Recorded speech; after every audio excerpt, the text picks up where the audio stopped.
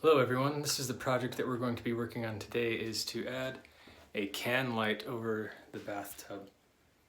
So currently we have two switches,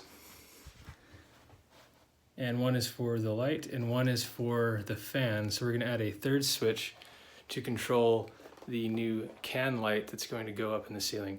There is no existing fixture, but we have this cool product. It is this halo. It's upside down. Is that backwards? Anyways, it's an LED light, and so all you have to do really is just cut the hole and then run the wire and you should be good. So we're gonna give this a shot. So what's nice about this product is you don't need a can for the light. As you can see in the picture, there's just two little holder units on the side, whatever you want to call those, that connect to the drywall up top, and the light will just sit there rather than having to have a can that's screwed into a stud. It'll just sit there on the sheetrock ceiling, and then you wire your connection into this box here, and you can of course mount the box under the wall for stability, and so we'll do that. So this is a look at the bathroom. We come in, we have our double switch, thinking about moving the position of this because eventually when we turn this into a 3 switch, the towel is going to be in the way, and it's not centered on the wall anyways, which kind of always has bugged me, so we might move that up here to get it out of the way of the 3 switch. Now there does sound like there's an empty hole back there, but these switch boxes were nailed in, so they're a little bit difficult to remove. But we're going to be in the bathtub right here on the ceiling. We're going to drill a hole right in the middle, and we're going to send up a line so that when we're in the attic we can see where that is coming from. So let's go ahead and do that. I've gone ahead and measured halfway through the width of the shower and found my center point and drew a line, and then found the center point from the width of the shower and drew my hole. Can you see that? I don't even know what it is. Anyways, I have a dot here in the center to indicate where the center of the ceiling is where the spot light's going to go. So I'm going to drill a hole and send up my tool, which is this right here. It's usually meant to fish wires through walls and things, but I'm going to use it as a indicator coming up from the ceiling into the attic to tell me where exactly this spot hole is supposed to go. And I'm going to run the wires from there. So we're going to go ahead and drill our hole into the ceiling, and of course hope that we don't run into a stud or anything else. But we shouldn't. It should be just clear up there, but there might be some insulation that comes out.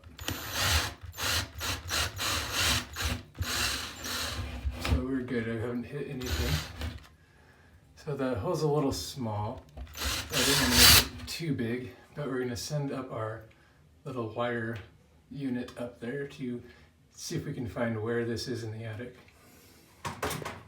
So the correct word for this is fish tape, and we're going to send this up used for sending wires.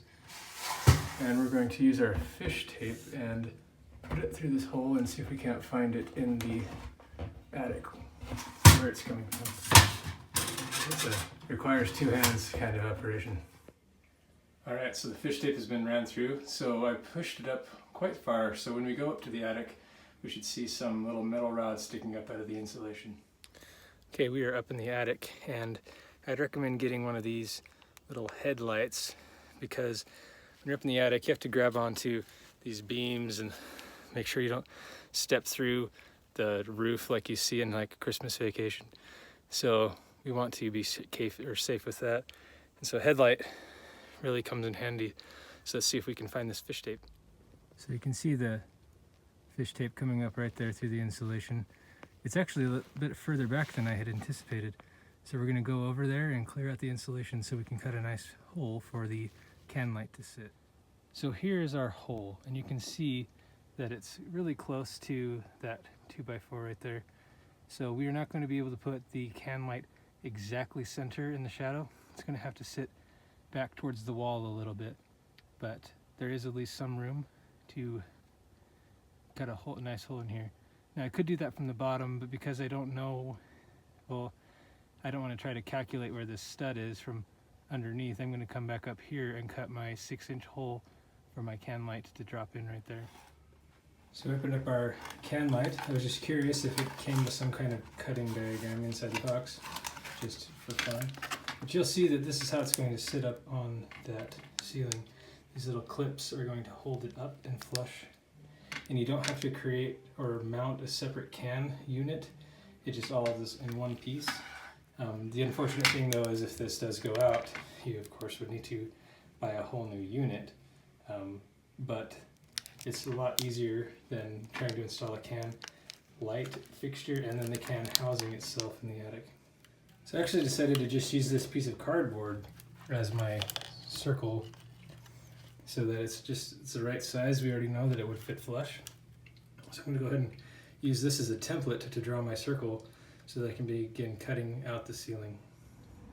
Alright, so I'm back up in the attic and I brought my template to draw my circle. I also brought my Sawzall to cut out the circle. I brought up some wire which I had from a previous project and I'm hoping that it'll be long enough to use for this. If not, I might have to get some new wire, but we'll go from there. So let's go ahead and draw this circle and try to make it as even as possible within that hole that I had previously drilled. You learn to hate this insulation. It gets everywhere and you push it out of the way and next thing you know you knock something off and it falls down. But I have I have drawn my circle. I'm going to cut out and I'm going to stay on the inside of the circle so I don't create it too big. And I'm going to use that hole that I created as a starting point to run my Sawzall.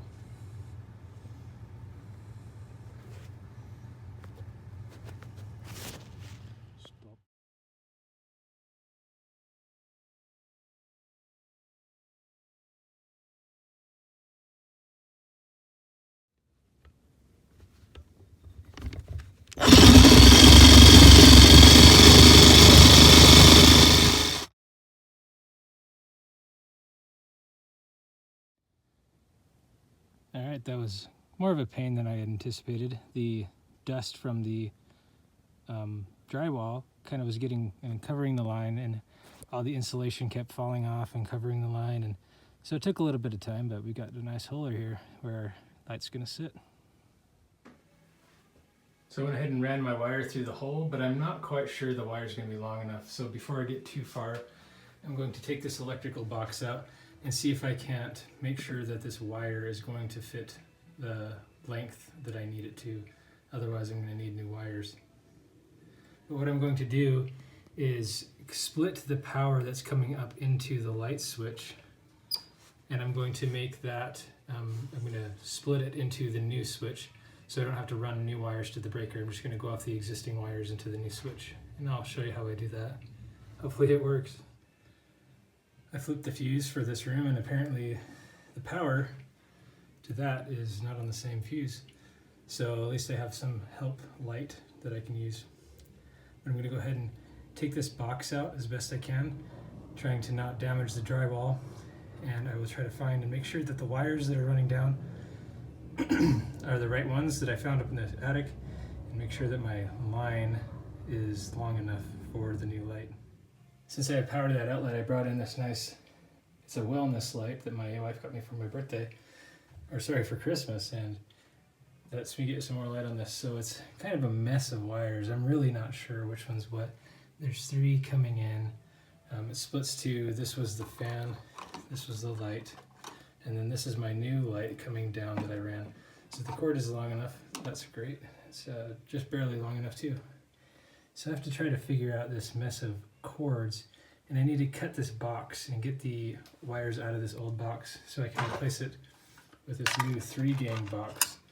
And it has these nice little flaps that secure to the drywall so you don't have to nail it in. I think that all switches should be done like this, so that in the future like this I don't have to use the Sawzall to cut off the nail off the box, just so I can get it out of the hole. So that's what I had to do. I'm going to have to try to figure out what's coming into this box, because this fuse also controls the hall light. So that's coming in here too somehow. So I need to figure out what's from the fuse and where we go from here. Okay, so this was a total mess, but I have all 3 switches working. I've tested it. I thought I'd show you the wiring really quick. This is the wire that came in from upstairs that I just installed. I've got the ground wire, which I need to tighten that. And that ground wire and the power wire that runs in on the other side, let's see right here, that's coming from the one that comes up from the ceiling. But this black wire comes from the wires that are the fuse wires that came from the other side. Anyways, all these wires that came from directly from the fuse box, all these neutral wires are tied together, and then that wire comes in to the bottom of this new switch, the third switch. And same thing with the white, is the white from the ceiling switch, or the ceiling wire that I just installed, or I should say the can light wire, comes in and they all get merged together into here. And what I did is actually there's so many wires coming together that I daisy chained them together. So some wires come in here, and then there's one wire that connects these two, and then the other set of wires comes into that nut. So hopefully that makes sense. Probably not, but oh well. So there's this mess. So let me go put it all and get the box back together and show you what it looks like. And so for our finished product, we have all 3 switches now, all labeled. My wife likes it that way. So each switch works like it should. And the new shower, you'll see, got the light up there, looks nice and slick, and it turns on. And there's 5 different color settings you can do on that light. And we liked the second to last, or second to lowest yellow, so that when you're having a bath, you know, it's not like you're having a bath in the hospital. It's a nicer, warmer yellowish color, as opposed to the bright white. So that's the end result.